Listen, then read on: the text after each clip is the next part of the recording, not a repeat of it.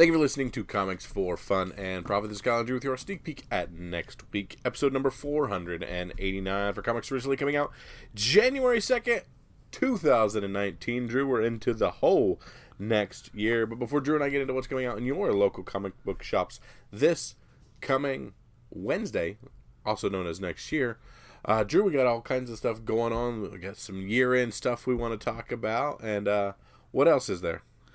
Well, we want to look at some of the 2018 sales in review, and we want to review our 2018. 2018 was a fun year. We want to talk a little bit about how we did, some of our favorite flips, and we also want to get one more review in. Somebody sent us a nice review, and we want to close our contest down, and we'll work on announcing that in the coming weeks. Let me see if I can pull it up.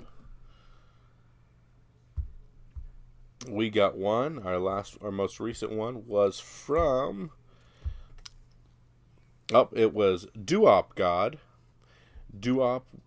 with 2 G's, and he says, "Great podcast. I've been listening for a few months now, and I've come to look forward to each new episode every week. The guys do a great job of discussing what to look for each week on Wednesday, how to plan your FOC, and what you may have missed previously." All right. So we want to thank you, Duop God, and much appreciated. Thank you for the 5 stars, sir. Yeah, thank you. You're the last entry this year, most likely. And so we will be selecting our winners of the fun variants and signed comics that we have as prize packages for a listener or two, and listen for your name, and we'll let you know in the coming weeks how to do that. So we're excited about that, and we appreciate everybody who did that. But don't stop sending reviews. If you got nice things to say, please do it. And you can always also send us feedback via. Go to our website, Comics Fun Profit, for all our links, or you can send us an email, comicsforfunandprofit@gmail.com. You can find us on Twitter, Facebook, reach us that way. We're on Instagram. I get occasional messages there, and I always forget to check, but I'll try to do better as a resolution in the new year, that I check all our social media channels for feedback. And we do appreciate everything you have to say. Whether you have questions, gripes, comments, whatever, we like to hear it. So send away. Comic-Con did an interesting look. They haven't quite finished December, because there's one more week of sales, and so there's like 2 or 3 weeks before they even crunch December. But they took a quick look at where the year is right now as far as top sellers, and if you recall back, if you can remember the whole year of big selling comics, there were a lot of them. And the top comic was Action 1000, which sold about 500,000 copies. So way to go, Action. So DC takes the top spot for the year. Most likely there is nothing selling 500,000 copies in December, so I think we can safely say that that's a winner. Yeah, no doubt.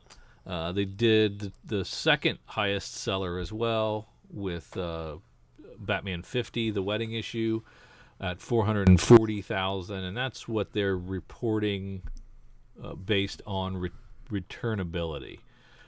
Because of the public outcry, they converted 50 to a returnable comic, and therefore have reduced the numbers because of that. So it probably sold more than that, but it's been reduced probably at least 10-15% because of returnability.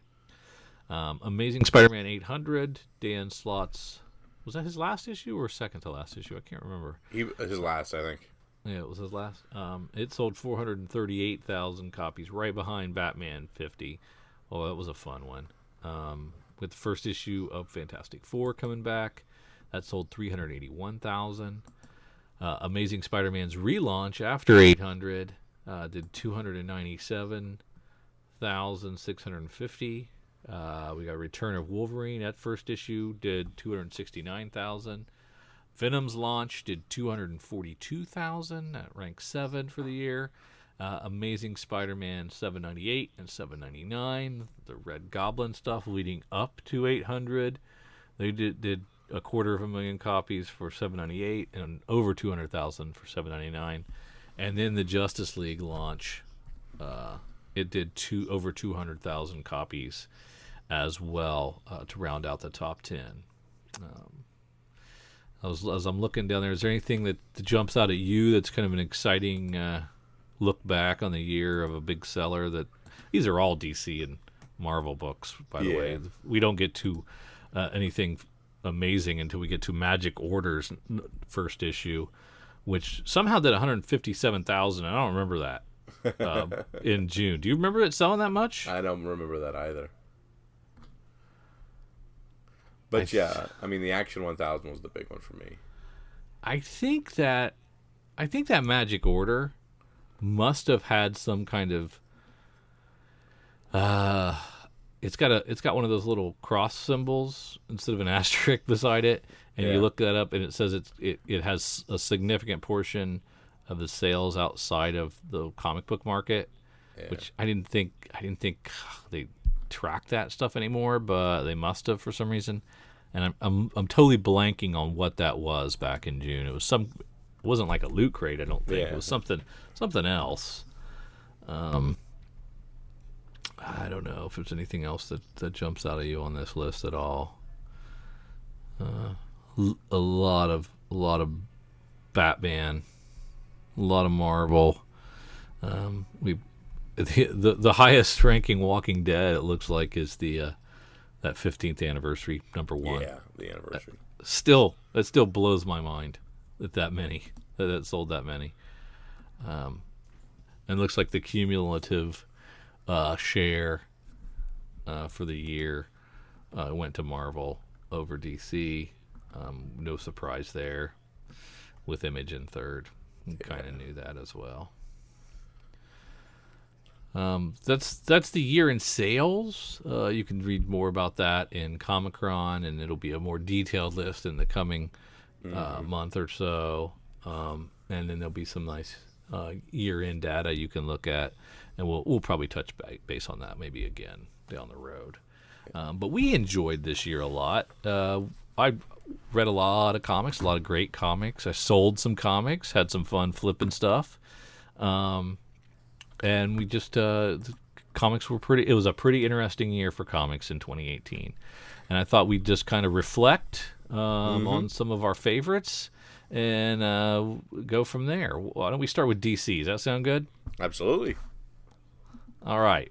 As far as your favorite DC series, give me your favorite new series, your favorite continuing series, or maybe a couple of series that really stand out to you. For me, I'll kick us off. I'm going to go, I really enjoyed Injustice 2. It ended, finally. It's probably not coming back. I thought it went out on a nice, strong note. So I was really happy with Injustice 2 as far as the comics are very consistently good throughout its run. And I was really happy to see Super Sons come back. The Adventures of Super Sons really excited me. So those were my two series that kind of jumped out at me. Yeah, I really enjoyed Dark Knight's Metal. The Metal series was a big high for me for DC this year. Of course, me and my Nightwing were a bit uneven on things. Batman overall wasn't bad. I did read quite a few Batmans, not True. just because of weddings or whatnot, but other than that, Super Sons, another great one for me. But as far as an ongoing, I don't think there's anything I really picked up in DC that I'm excited to completely continue to go through. For me, DC was very, very middle of the road, very mundane. Didn't really do a whole lot this year. Now, granted, we've got the Doomsday Clocks and we've got the Metal, which were nice little series. But as far as when you look at the ongoing, the titles and the actual things, nothing exciting seemed to happen too much in this year. Could you identify a favorite creator, either a writer or artist, that kind of stood out to you from DC this year? I like Tom King, but this hasn't been the Tom King that I like the most this year. So honestly, probably there's not really one great creator in DC for me this year.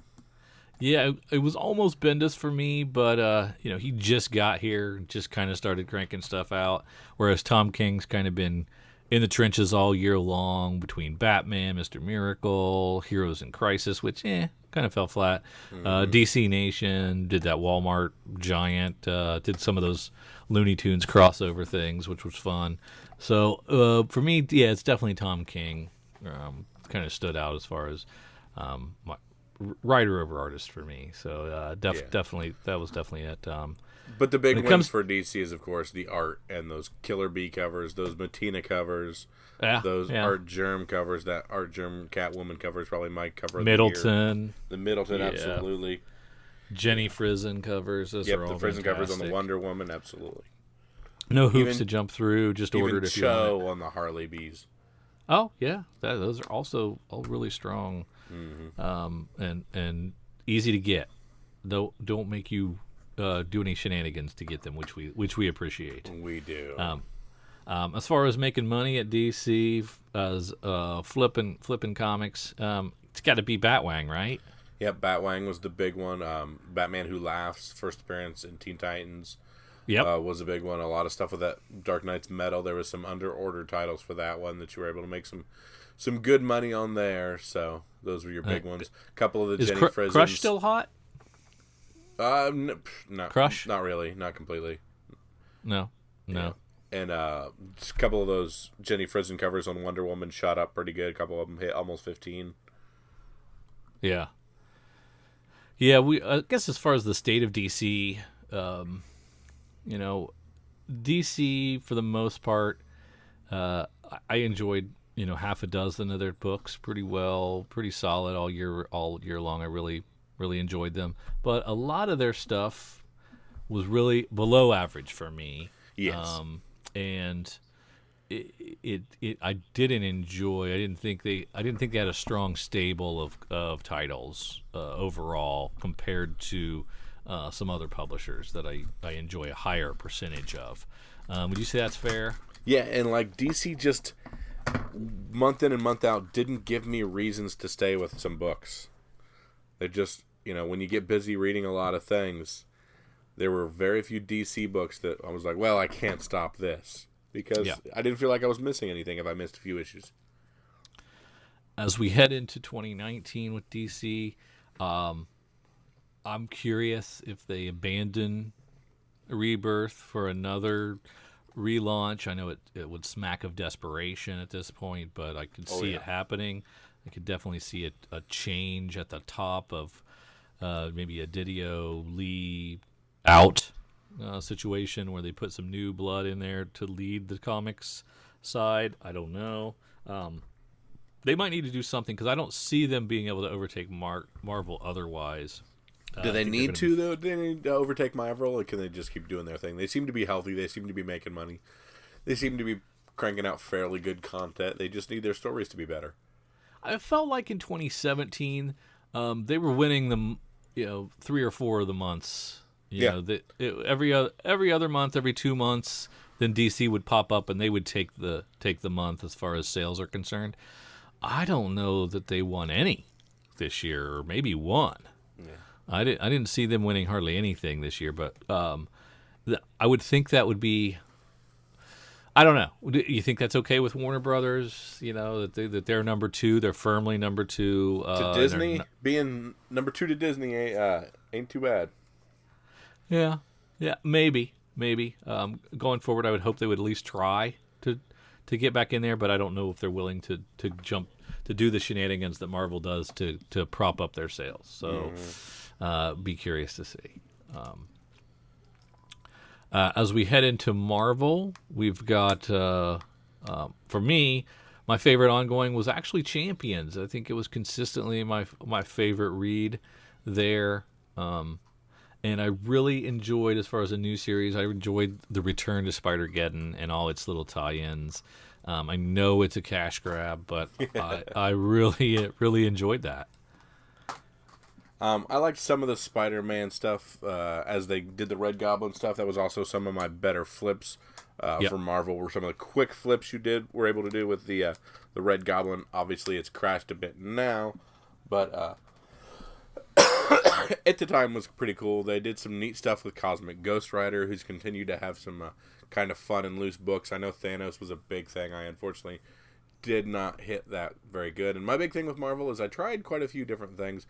Really enjoyed the end of X-23.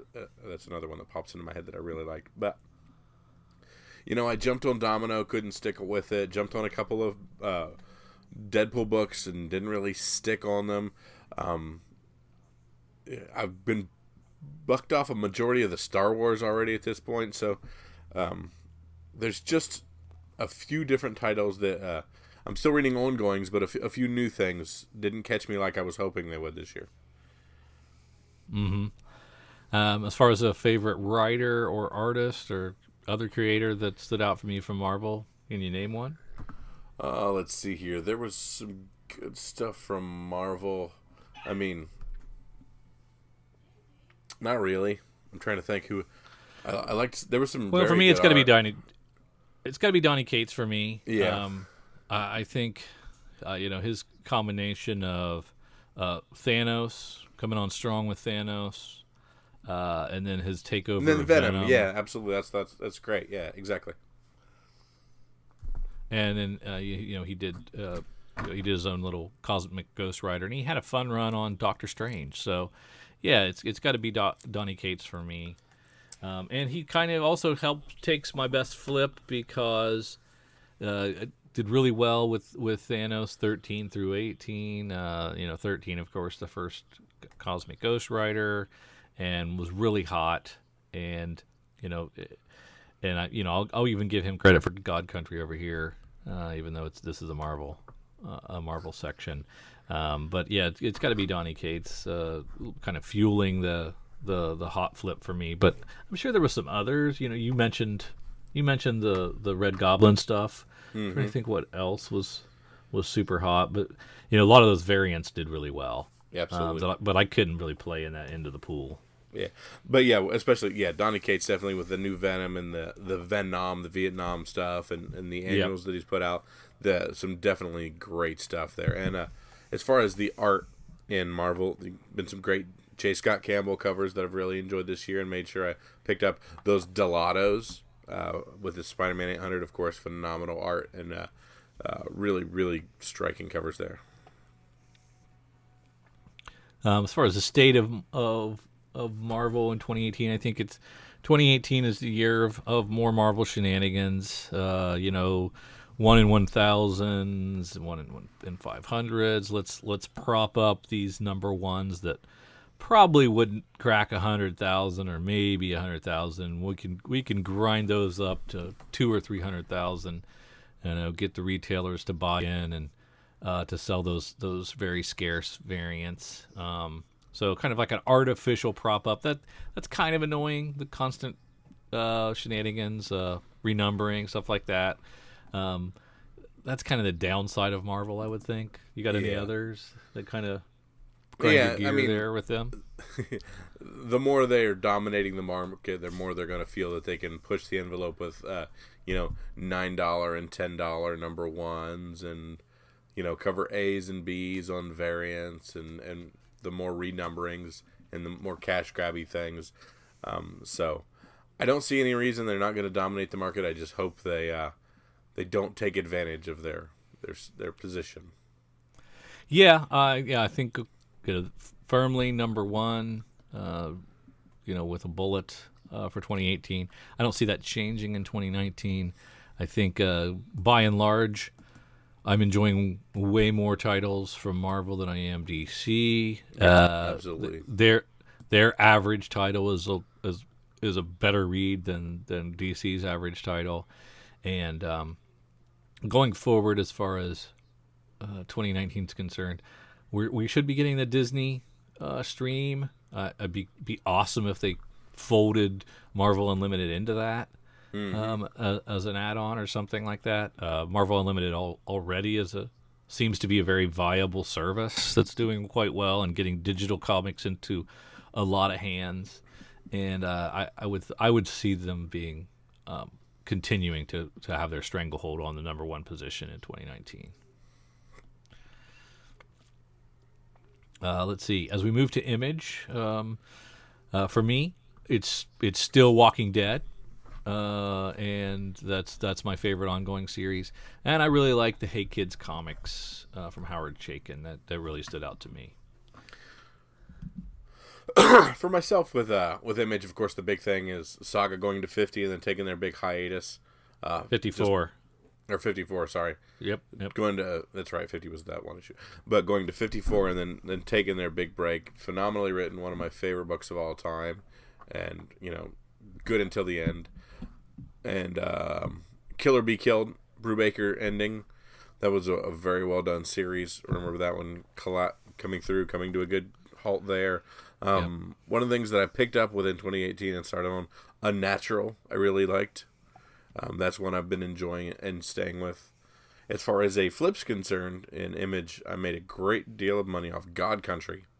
Yes. And we've talked about God Country. We've talked about Ice Cream Man. We talked about Deadly Class and a few other things that have caught different projects and different movies and stuff and really heated up well. But for me, God Country was the big winner this year as far as flip market.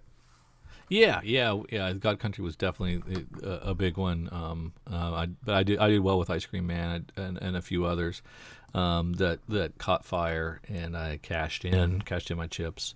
I guess my favorite creator from Image is going to be Robert Kirkman again. I'm going to give him credit for Die, Die, Die. I know he's at least half writing that.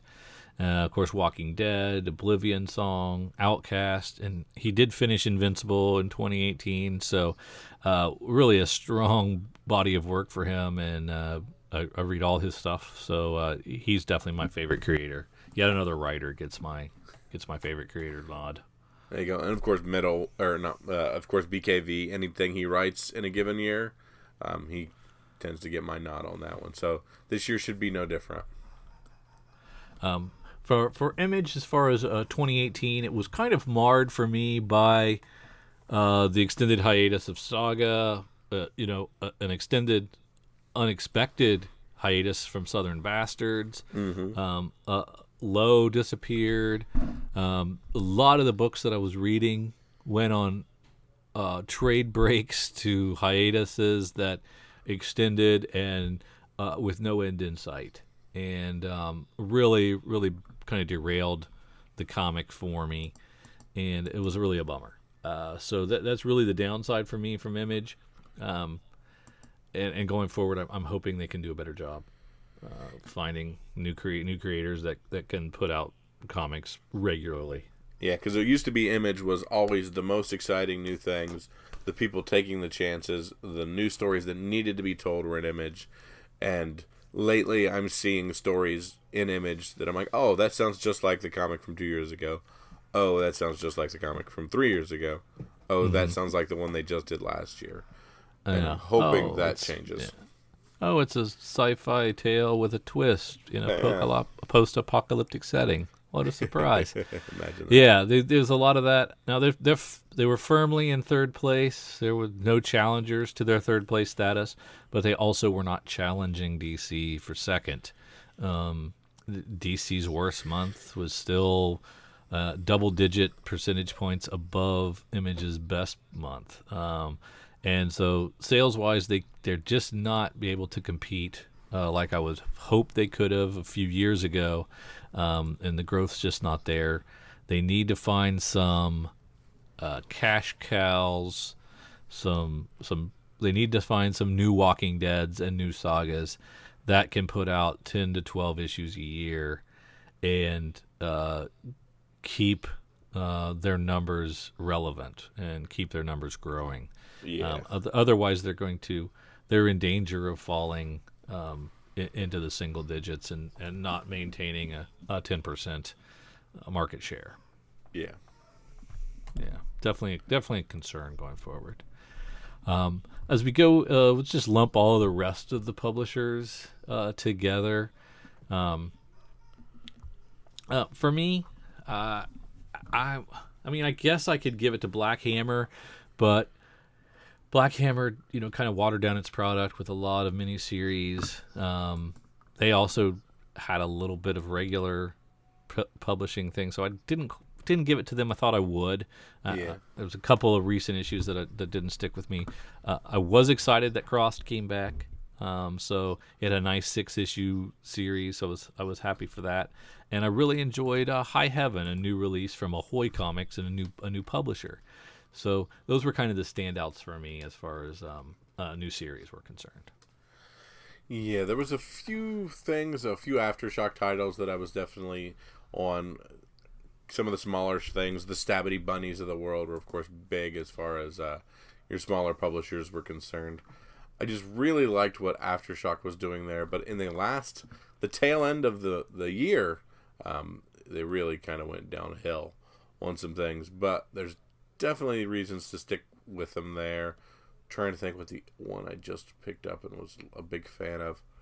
A lot of theirs, you see things starting to get up in the numbers, and there hasn't been as much fresh blood for Aftershock as I'd like. Yeah, that's definitely true. It's kind of tough to have a favorite creator because it's kind of going off all these different publishers, so it's really hard to find an identity there. If you have one, that's fine. I don't really have a favorite creator from that back half type of situation, and from flips, I think I got to give it to Rags and Anarchic Press.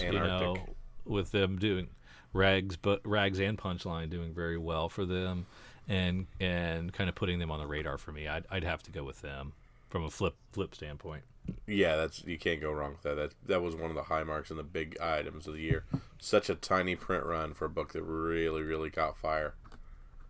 Yeah, which is kind of the formula we've always kind of looked for: small print runs, supply not being there for demand, and it's nice when it works out that way. Wish we could have taken advantage of it, but definitely the best flip of the year, I think, for the back half has got to be Rags. Yeah, absolutely. Now, in the most improved category, this could be anything. This could be the most improved publisher. This could be the most improved writer, artist. This could be the most improved title. And for me, it's Spider-Man. With the combination of amazing getting a new creative lead with Nick Spencer and Ryan Ottley, to spectacular relaunching with Chip Zdarsky and the fun that was, and the Spider-Geddon crossover event. For me, Spider-Man is firmly back where it belongs as my favorite character in the Marvel Universe, and something I read consistently and enjoy consistently. So for me, Spider-Man is the most improved of 2018. When I think most improved, the first thing that pops in my mind for 2018 is the FOC, the way that we order comics. Previews used to be the bastion of 2 months ahead, and only 2 months ahead. You had to make it. You had to throw the dice and make your decisions there. But with the advent of this FOC and the way things have gone and the exclusivity of some of the FOC titles, that has been my most improved, and that is the way that we order comics, and I've really enjoyed that in 2018. And I hope more and more publishers start using that, and it becomes more of a methodology, because dang it, I miss a lot of stuff 2 months out. So basically, the most improved is our ability to access FOC, because FOC has been around for decades, but our LCS has never let us play in that playground. But thanks to Cowabunga and the good folks at Cowabunga Comics, we get to play in the FOC sandbox and take advantage of exclusives and adjusting our orders and seeing covers that weren't available during preview cycles and stuff. So it's a very good choice. I like it. There you go. Favorite publisher for me, totality, body of work, shenanigans be damned. I still have to go with Marvel.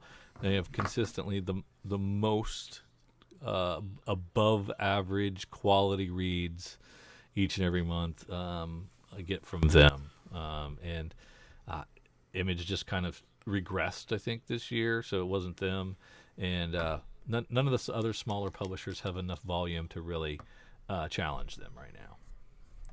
For all the obscure reasons I gave you why I was mad at DC, they're still my favorite publisher, because they still continue to do what I think comics should do with the open to order Killer Bees, the awesome bee covers, the things where they just take art and they feature art and they don't charge you an arm and a leg for it, and you can have that Stanley Art Germ Catwoman cover bee, and it looks better than almost any book that you can get anywhere else. And it's just for the thing of those Joshua Middleton covers for Batgirl, I think it was 23 and 25. Just the fact that you can have those, and they felt that those needed to be. Even I got a Nightwing cover, even that Ben Oliver cover I got in issue 46, just to have that and be able to open order that stuff.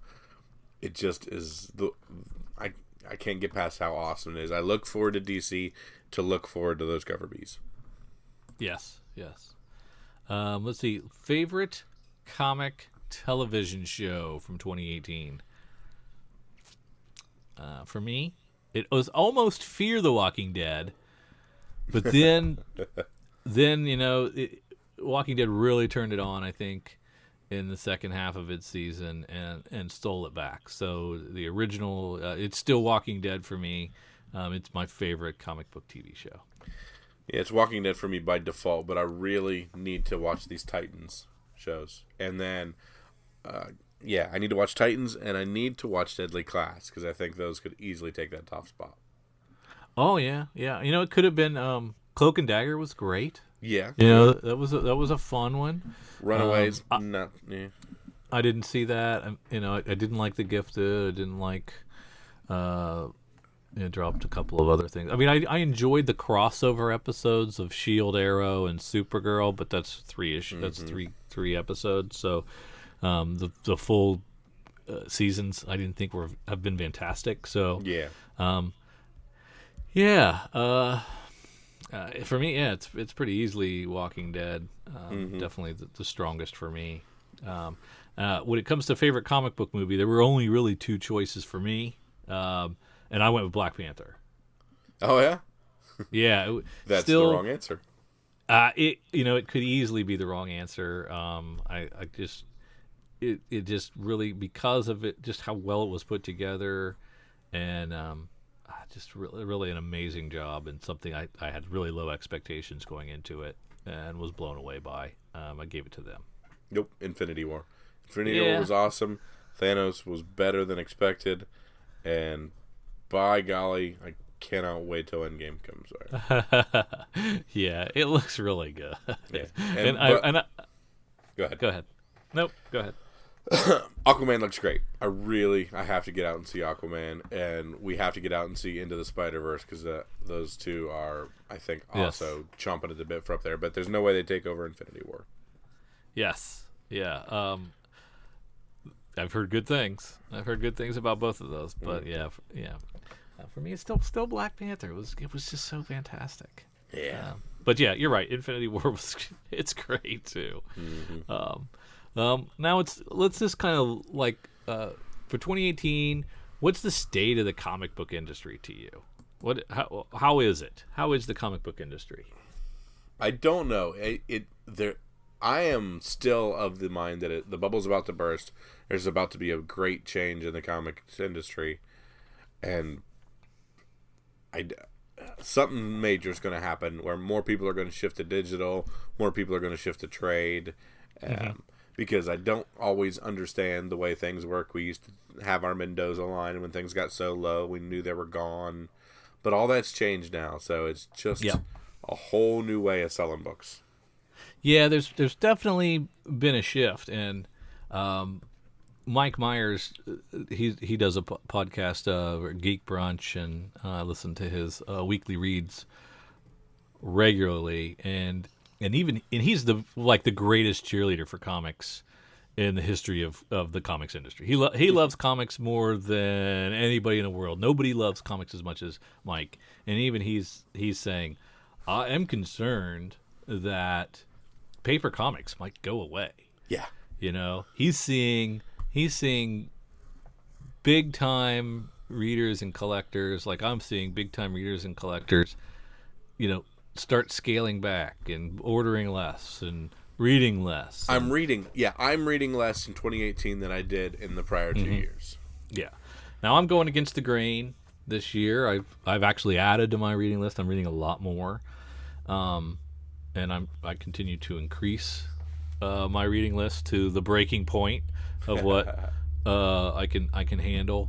But I am hearing that elsewhere, that others are scaling back, reading less, and then when it comes, they're reading some digital now. They're reading trade now. They're not addicted to the print comic like they used to be, which is very problematic going forward to the way the comic book industry currently works and functions and ekes out a profit. So, I'm also concerned about where it's headed.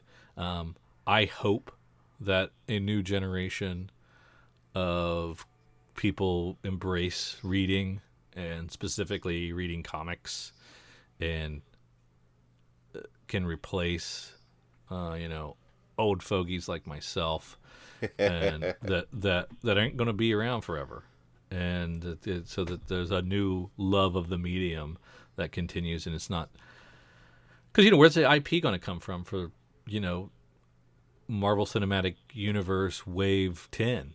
If we don't continue to support that stuff, where's that where are those ideas going to come from if there's no comics being printed? So let's hope that 2019 flips the script and it's a little stronger from that standpoint. Absolutely. Now let's end on a high note. We've got our sneak peek for a whole new year. There you go. Let's head over to preusedworld.com. Scroll over to new releases. Find January 2nd, 2019. And Drew, let's start where we always love to start. We've talked a lot about it. Let's talk about Image. Yeah. There's a second printing from Middle West, #1, with a new cover. Oh, yeah. That was a great FOC pickup that I can't remember if I got my FOC in on time for. So I may have missed the boat on this.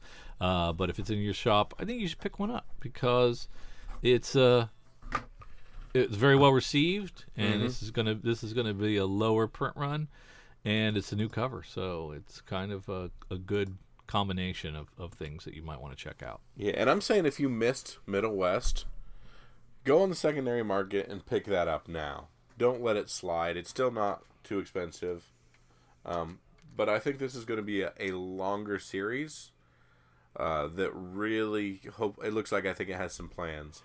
So I'm going to make sure if I miss some issues of this, I'm going to make sure I have the full run. Mm-hmm. Hey, there's a low sighting. Issue 20 is now coming out. September solicit. That is now making its way out in January, finally coming back. And I'd forgotten everything that was happening. So hopefully they have a previously on page. There's the Unnatural that you were discussing earlier. It's now been listed as a 12-issue miniseries, which it wasn't before. It has a great Babstar B cover. Oh yeah, much better than the A, and is been a fun read. A little shaky in places, but the art is beautiful. Yep, really absolutely. Awesome. And Drew, here we have the first of the only a cover A, no cover B, Walking Dead with 187. I know. It feels naked out there with just one cover. Yeah, what is your boy going to do without this commission from these? What, Sienkiewicz? Yeah. Yeah, I know, man. I hope he's okay. Yeah, he cranked out quite a few. So yeah. It looks like Crowded is ending. The 6th issue is they're saying end of story arc. I don't know if it's coming back. I think it has to kind of come to its fruition, and I'm not sure what the next arc would even be. But that should be interesting to see how that thing ends up. But that's kind of all the highlights I had from Image. There you go. Let's see what we got in Dark Horse. Stranger Things still running around. Yeah, who's on the photo variant this time? Satterfield? No, that's who just I guess takes it. That's a disgusting Will cover. Yes, yeah, that's bad. Yeah, I'm really not happy I clicked on that. Does Halo still have a following? Halo still has a following. I think Microsoft has said that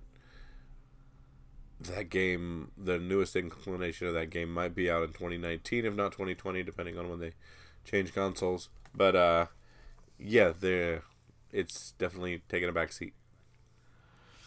They're abandoning the Xbox One already? No, but just they're moving to the next generation of consoles pretty soon.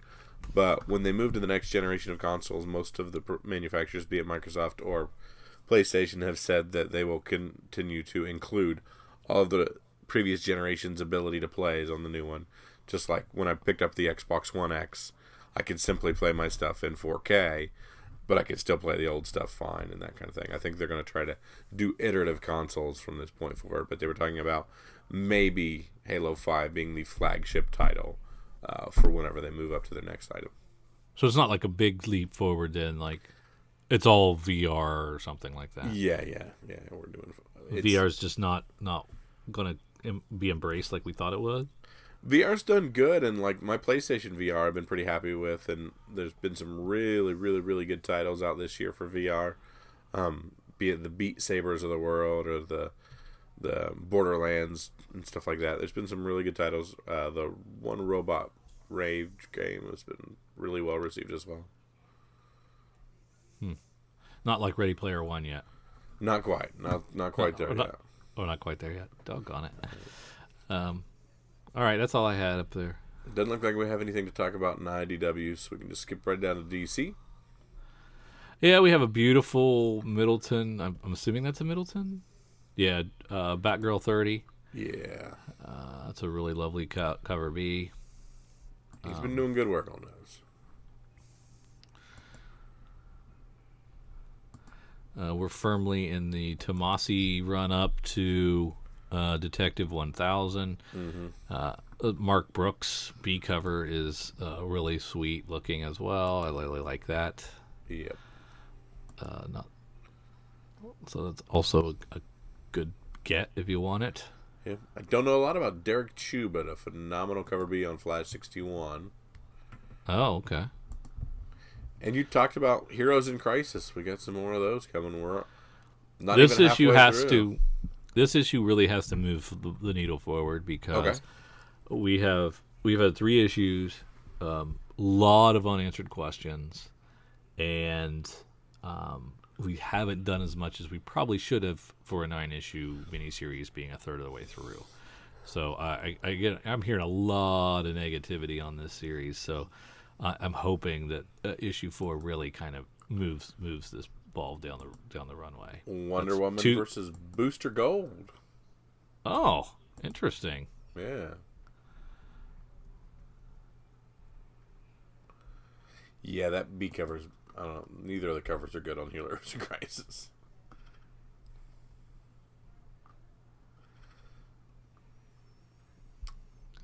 Looks like Scarlet's ending, that Bendis title. That's too bad. It's one of the better ones. So hopefully he has another idea for a story and can bring that back pretty soon.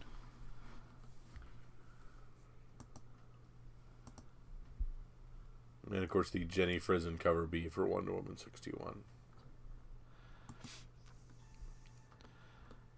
Now, do you read Titans or Teen Titans? I read Teen Titans. Titans I couldn't stick. I just couldn't. It couldn't hold me. Me too. I don't read the regular Titans. Plus, I tend to not read Abnett very well. I don't really like the way he writes. Yeah, I get that. That's all I had in DC. All right, let's head on down and see what Marvel has for us. There's your Champions. Champions number 1. A pointless relaunch. Such a bummer. Same creative team. Yep. No need to do this. Why do they do this? We don't know. Nobody can explain it.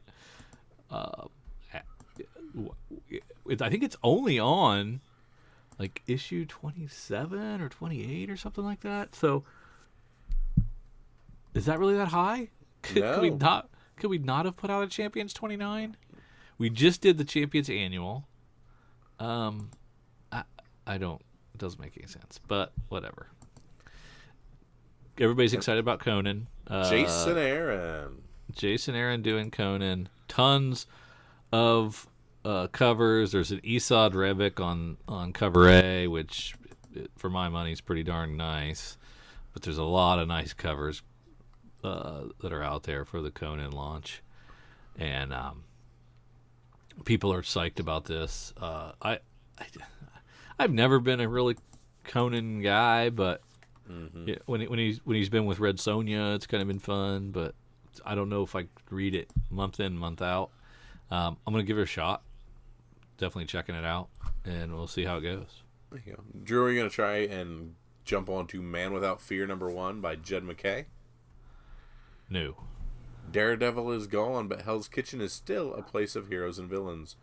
Foggy Nelson in issue 1, The Defenders in issue 2, and Many Loves of Matt Murdock in issue 3, Kingpin in issue 4, Guardian Devil in issue 5. So this is going to be a very weird setup for this book. Yeah, I don't even understand the point. Yeah. It's a weekly? Is it a weekly? Is that the deal? I guess, yeah. Yeah, I don't understand. I don't understand why this exists. But I don't see any. I guess if people are saying it's great, I'll check it out. But I'm not planning on reading it unless someone tells me to. There you go. Marvel Knights, another. This will be the penultimate, right? 5 of 6. This had a lot of promise early on. Did not like the last issue much, and I'm hoping it sticks the landing. We've got the story of Obi-Wan Kenobi in our Star Wars books here. We've got the Old Republic series. These have been neat. So, curious to see what direction they go with Obi-Wan here. Well, the Han Solo turned out to be, what, a 5-issue? Going to be a 5-issue? Yep, 5-issue. So, we don't know what Kenobi's going to be. Is it the new ongoing to take the place of Darth Vader? No, these are not ongoing. These okay. These are one-shot type things. Oh, the AOR. Yeah. Age of Republic. Yep, right? exactly. Yeah. So that's right. These are just one-shots. So there is no replacement for Darth Vader as of now. As of now, no. I guess Afra is still ongoing. Yeah.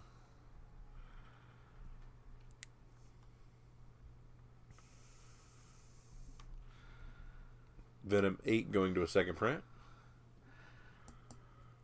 Yeah, and Uncanny #1 going to a second print.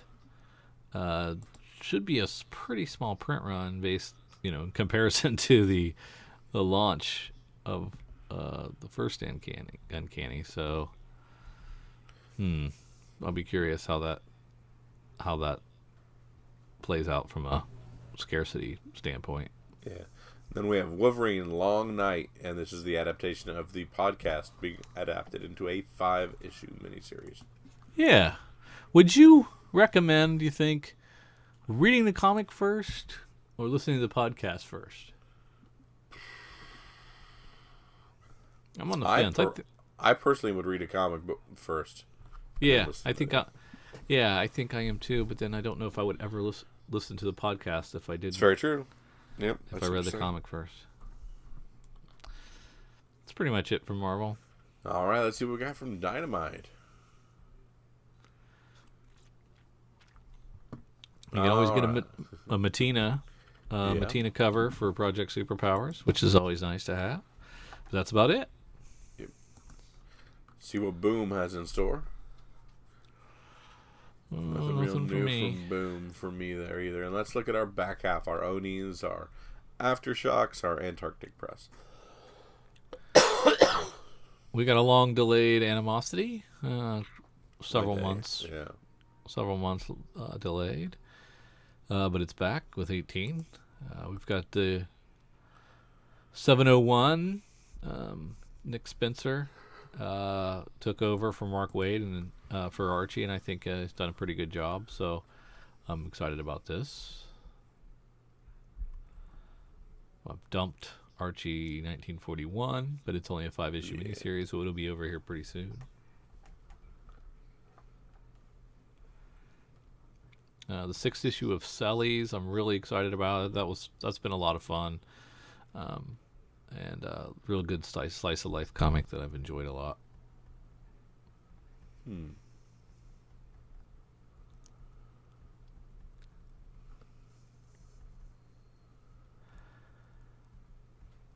Let's see.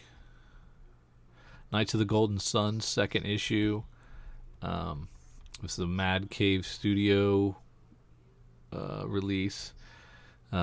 Excited to read. I still haven't read 1st issue yet, but I'm excited to read that. Should be in my box. And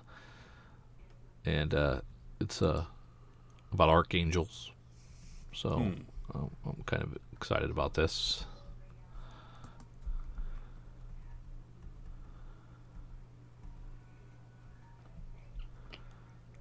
The 1st issue of Nice from American Gothic I enjoyed. And so I'm looking forward to the 2nd issue as well.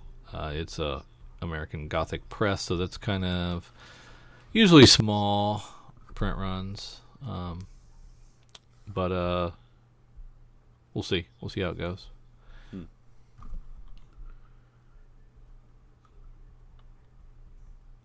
Got a 2nd printing of Rags number 2 as well.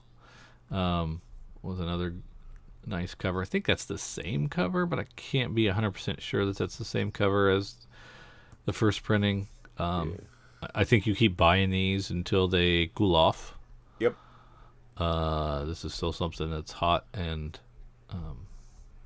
selling well in the secondary market, even 2nd printings. Cool.